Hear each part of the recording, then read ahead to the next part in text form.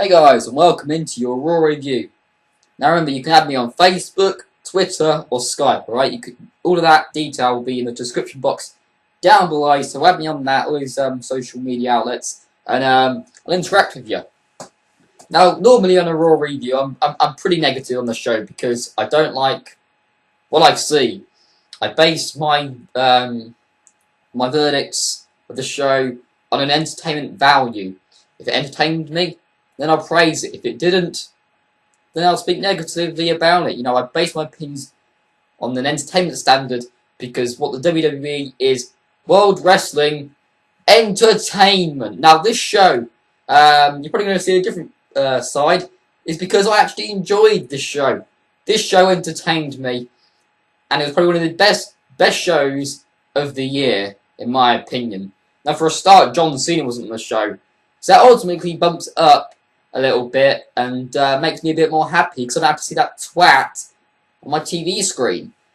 Anyway, to start off the show anyway, you have Triple H coming down, same old shit, let's be honest. And he comes down, he basically says he's mad, and then what is quite funny about this with the John Cena stuff, by the way, is he actually says, Triple H says, John Cena will not be the champion at SummerSlam, right? And when he said that, all the fans cheered. Alright, it's the top guy of the company. They're supposed to boo when Triple H says that, but they cheer. It just shows how crap of a top guy John Cena is. The greatest of all time. Fuck off. Anyway, Randy Orton comes down, says his bit. Kane comes down, says he's tired of looking after Randy Orton. Then you have Roman Reigns coming down to a big pop, by the way. And I like some of the words he said. He says, nobody wants to see John Cena versus Kane. And they definitely don't want to see John Cena versus Randy Orton again. Some good mic work from Reigns. It kind of shows that he's understanding the fans. He's acknowledged them rather than this twat of a John Cena who, when they boo him, you know, he doesn't really acknowledge. But he acknowledges, but he still thinks he's the top guy and he thinks everyone loves him, which is quite funny. And he won't turn heel because he thinks if you turn heel, it makes you a bad person. But it's called acting, right? You know, I act because I do drama, right? I'll tell you two of my roles which I had to do. One I had to be a Nazi, and the other I had to be a rapist.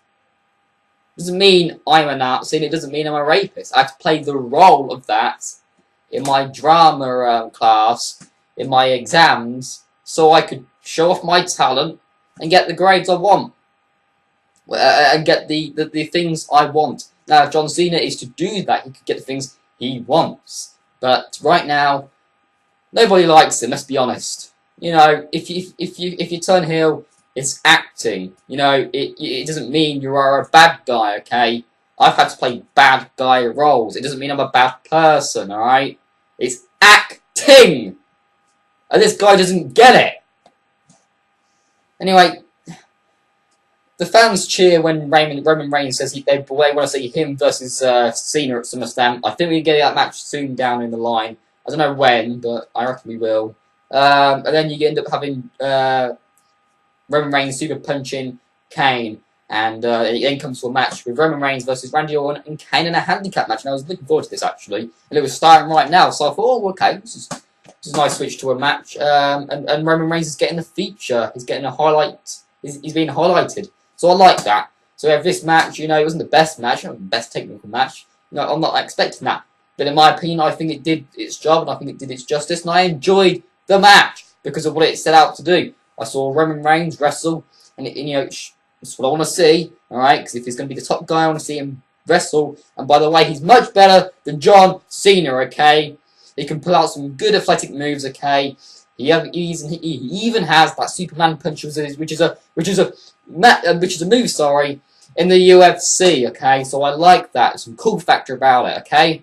And then Roman Reigns ultimately spears Kane and pins him, so he beats Randy Orton and Kane in a 2-on-1 handicap match. Good stuff, in my opinion. So we come up to a good start, I thought, in my opinion. So after that, we come to another handicap match. 4-on-1 Divas match. By the way, the match I gave no fucking shit about, by the way. There was no fucks which were given in this match. You have Brie at ringside. and Stephanie McMahon comes down. They have an exchange of words. She calls Steph a bitch when Steph's about to walk off. She's like, "What did you call me?" And then again, she says it a little bit later on that she's a bitch. Steph slaps her. Breed's brought a ticket, so she's not supposed to be getting punched in that place as Raw later on in the show, which is good. They acknowledged that and they carried through with it. Might not be the most entertaining thing for me, but at least they carried on with it and it made sense. I'm going to talk about it later in the show. And then basically taken away from security. Bree is taken away from security.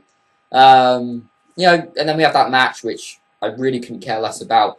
But it did its justice of the Bree versus Stephanie McMahon match, which could be happening at SummerSlam, and I think it does have some anticipation for it.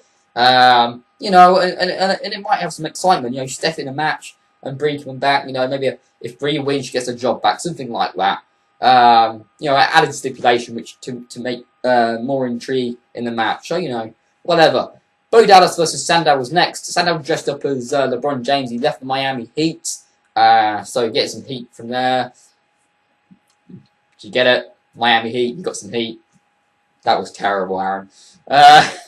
Bo Dallas ultimately gets the win with a running Bodog. It is what it is. He's undefeated as of late, and I'd have rather seen Bo Dallas on the mic as well. Maybe a Bo Dallas and Sandow exchange of words. I think that would have been better. Whatever. We had the match, and it was Bo wins, whatever. After that, we had Bray Wyatt on the Jericho's highlight reel. Well, that's what was supposed to happen. But Bray Wyatt must have attacked Jericho backstage. At least they showed it on WWE. But apparently it was first featured on the app. Whatever. At least they showed it. Bray basically cuts a promo. I'm going to go through it. Basically, then we have a backstage segment. Really short, by the way, with Jericho in pain. And his ear was bleeding, so at least there was some blood. That gets some points up, I'm sure. There was some blood on the show. I liked it. They're building up their match at SummerSlam. Gives it a reason. Let's see what they do with the feud later on in the weeks. After that, we come to a pretty decent match, especially featuring The Miz, who I'm not too keen on. We have Miz versus Dolph Ziggler. Dolph Ziggler, he can put on a good show and he can make someone else look really good with his selling and his moves. It was a good match in my opinion, and it went for some time, which was nice. It was something nice, a good match with some time on a Raw, which was good in my opinion. The ending segment of this match was pretty decent. I like the psychology with The Miz.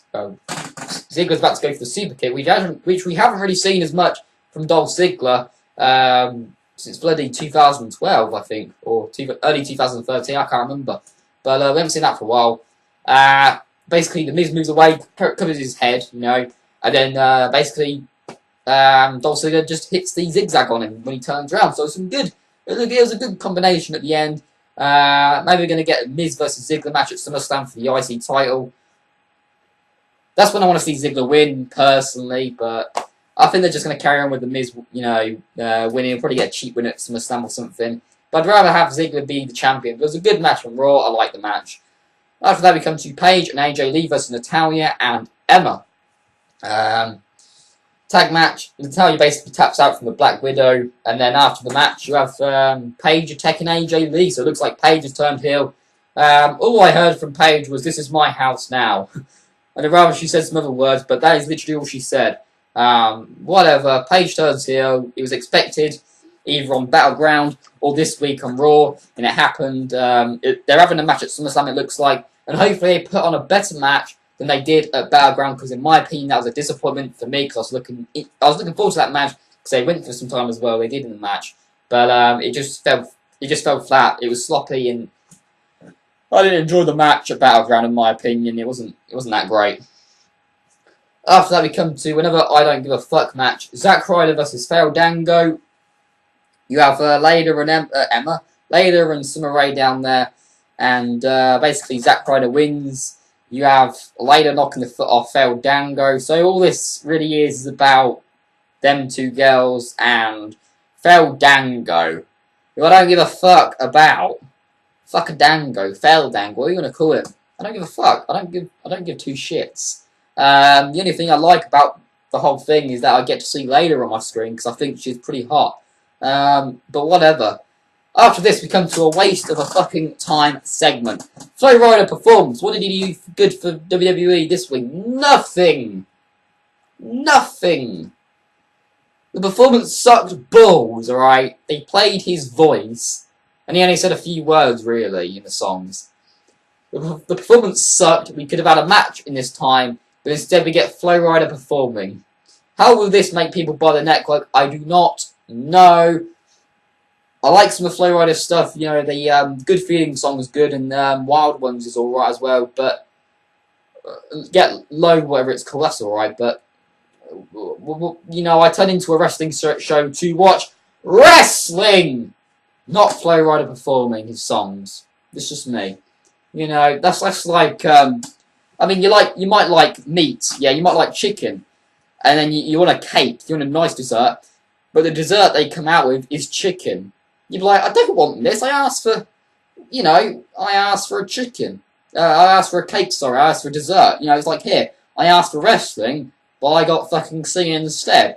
You know, it's just how I feel about it. You might like Flow Ryder, and I enjoy some of Flow Ryder's songs, but is it needed on the show? No, let's be honest. After that, we come to Stephanie McMahon getting arrested. I think it went a bit too long, actually, to be honest. Fucking hell. We could have had something else. But we get Stephanie McMahon getting arrested. At least they, like I said, at least they, you know, they carried on with it with the Brie segment with her slapping Brie. You know, she gets arrested and then she's not seen for the whole night. So yeah, good. They got Stephanie out of the way. You know, we'll see what they do next week. This is just building up match to SummerSlam. It adds an extra layer to what I guess. You know, the fans liked it, so you know, not gonna shit on it really. After that, we come to Ryback versus Big E and Kofi Kingston. Looks like Kofi Kingston and Big E are a tag team now. Ryback basically gets the win with Kofi. Kofi Kingston did a crossbody onto Ryback, and then he basically just countered it really, rolled over and got the win. And after that, the match, Xavier Woods, who I actually quite enjoy, I think is a very charismatic character in my opinion. But they've got him into this really weird role now, and he's like this motivational speaker, and he's trying to make these two characters, you know, Big E and Kofi, get along and win. Really, that's what I think it is. It's I don't even know, but at least Xavier Woods is being featured, you know, on TV, and Big E, I mean, whatever they were doing with him a couple of weeks ago, is in a tag team with Kofi Kingston now. You know, this is just a reminder to me that the WWE creative team really don't know what's going on. Let's be honest. After that, we come to a I don't give a fuck match. Rusev versus Khali. Rusev wins. The match sucked balls. The Great Khali was involved, so you know it's gonna suck. After that, we have Ambrose versus Cesaro. They had a little backstage segment here, and they had a match. Basically, the match ends in a DQ as Ambrose hits the chair on Cesaro's arm. So it ends with a DQ. You have, basically, before this, you have Cesaro saying he's no longer a Paul Heyman guy. So, what did he do? Let's be honest. I like Paul Heyman, I like Cesaro, but you didn't really get too much from Paul Heyman, in my opinion. Hopefully you learned a few stuff, you know, backstage and that. But on the screen, there wasn't really much going on, really. We have the match, and Ambrose basically, you know, hits the chair on Cesaro, ends with a DQ. Hopefully they carry on with Cesaro, and they give him a push rather than just like, yeah, we forgot about Cesaro now, who cares? I don't want that. So after this, we come to the most anticipated part of the show, where basically Triple H announces Cena's SummerSlam opponent. You have Randy Orton coming down, and then Reigns comes out and attacks him, so I like that. Roman Reigns, you know, showing some intensity. He's got a new game plan, and he's just beating up people, and I like that. It's a badass babyface. Yes, much better than John Cena coming out. You can't see me. Hello, Mr. Cameraman. You know, it's much better than that. Much better. You can't deny it. And after that, well, after that bloody that scrap, Triple H is like, oh, and then Paul Heyman comes down, and you know exactly what time it is. Because Paul Heyman announces Plan C. He allows us fans to know what Plan C is finally is. And we all knew what it was, let's be honest. Because it's been leaked. But the Plan C is the beast. Brock Lesnar. Alright, a legit UFC fighter, a legit UFC champion. Alright. Shakes hands with Triple H. Both of them shake hands with Triple H. And we come to a very, very, very good promo. Heyman knocked it out of the park, out of the yards, out of the arena, and beyond Earth. Alright. Into space, because sky is the place. Yes, space is the place. Funky like a monkey. But, I won't get into that.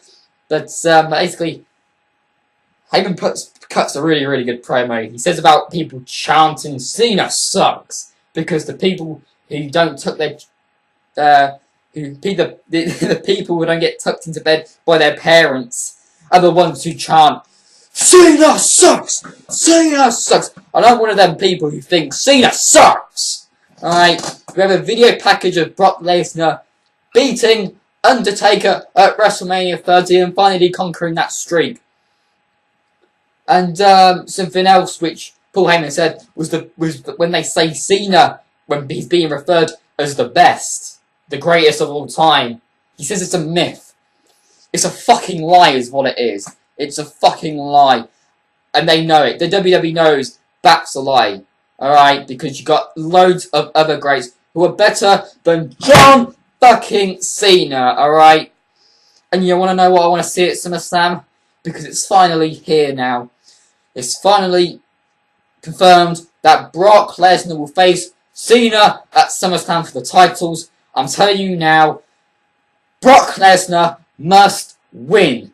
He must win. If The Undertaker can lose clean at WrestleMania and lose his most prized possession, which is the streak which has been going on for what? 22 fucking years? 21 wins he's got at WrestleMania. That's 21 wins. That's 21 years of winning at WrestleMania. The biggest stage of WWE, the biggest stage of wrestling, whatever you want to call it. If The Undertaker can lose clean at WrestleMania, I want to see fucking Cena jobbing to Brock fucking Lesnar. That is what I want to see at SummerSlam 2014. It must fucking happen. Alright, because I'm telling you now, if that shit don't happen, I will be done with the WWE. There will no longer be wrestling, well, WWE reviews. I will go to TNA. I will review TNA instead. I'm telling you now, if The Undertaker can lose to Brock Lesnar at WrestleMania, Cena can lose to Brock Lesnar, alright?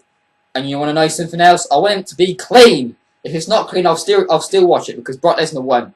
But if Brock Lesnar loses, I'll be done. If Brock Lesnar gets a clean win, which has to happen, by the way, because I'm tired of John Cena and everyone else is tired of John Cena because it's been too long now. Brock Lesnar must win. Because if not, I'm done with the WWE.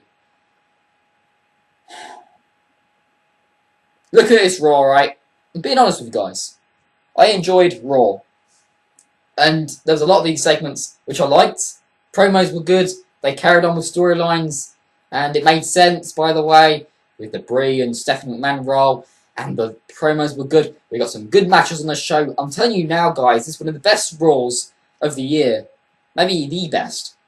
And I praise this Raw. So when people say I'm being too negative on the show, I'm praising this one. I'm honest. I want the show to be good. I want WWE to get to their old roots and be good. I mean, imagine if the network was there in the 80s or the 90s. I bet they wouldn't be having any network problems. Or the early 2000s. I bet they wouldn't have any network problems. But now, because we're in a shitty era, they have problems. But this Raw was good. If they carry on with this, doing these Raws on a daily basis, every single week for the next year, things will be looking up. And I'm giving this show a 7 out of 10. Probably the highest one I gave it since giving my verdicts and my out of 10 rating system for these shows. That's the highest one yet. Very good show. There was no Cena, thank fuck. And it ended with a fucking legit UFC fighter who's Brock Lesnar is a badass. Mark my words. Brock Lesnar versus John Cena at SummerSlam. Brock Lesnar must fucking win, or I will be done with the WWE. Mark my fucking words, alright? I hope you enjoyed the review. Remember, add me on Twitter, Facebook, and Skype. We'll talk. And I'll tell you, well, we'll talk about John Cena versus Lesnar if you want. Whatever. Lesnar wins at SummerSlam. Please, WWE. Please, because it must fucking happen.